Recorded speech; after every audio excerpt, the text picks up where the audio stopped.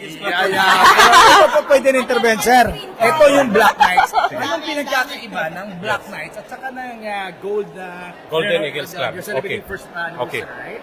Ang Black Knights Kuwait Eagles Club ay isang fraternity, non-profit organization. Okay. Ito yung yung Kuwait Golden Eagles Club kung saan ito yung organize ng bloodletting program ngayon, ay yun yung chartered na yun. Kasi nga ang pinaka main Eagles is yung Black Knights Kuwait Eagles Club.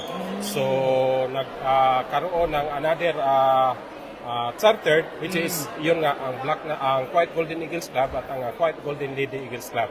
Ayan, sa pamumuno nga ng organizer ng bloodletting program, no other than Kuya Pres Jod Rodriguez. Yes, palakpakan po natin yes. ang mga so high mga taga-Eagles, ha? Yeah. Kasi left and right naririnig kami sa mga taga-media, uy, yung Eagles na naman yung palakpakan po natin, ha?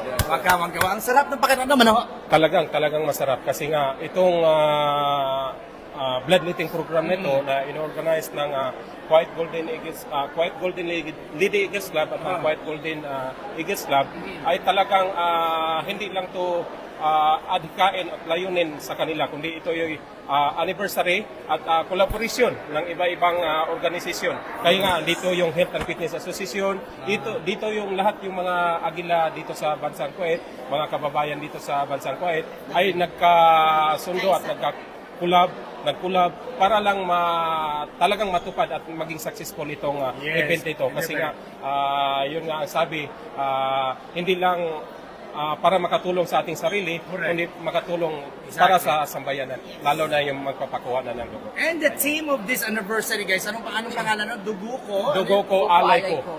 Save lives. Ayan, ang galing. And Miss Nadia, pa natin imbitahin yung mga kababayan natin dito na halikat at medyo malapit na pong alas 6. Yes. Kayo po, kung may mga time pa po kayo dyan, punta na kayo dito sa Adan Hospital, mag-donate ng dugo para po makatulong at we can save someone's life. Yes, ang galing. At ito naman, ma'am, imbitahin po natin yung mga iba nating kababayan natin, especially sa mga household workers natin na merong day off.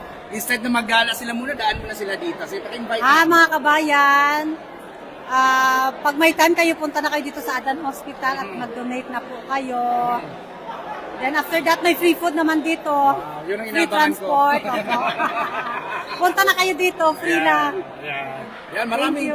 maraming salamat po at nakatutok. Maraming salamat sa iyo sa manatili. Yeah, thank you, sir. Thank you so much, Sir Edwin. Maraming salamat po. Please support our upcoming event. No? Yes, of course. Philippines, Season 2. You can contact Miss Maxi Santiago po. Ayan po si Mama. Head namin. Bali na kayo. Mag-prepare na kayo, mag-diet na kayo. Sir Edwin, hingin ko number mo. May sir.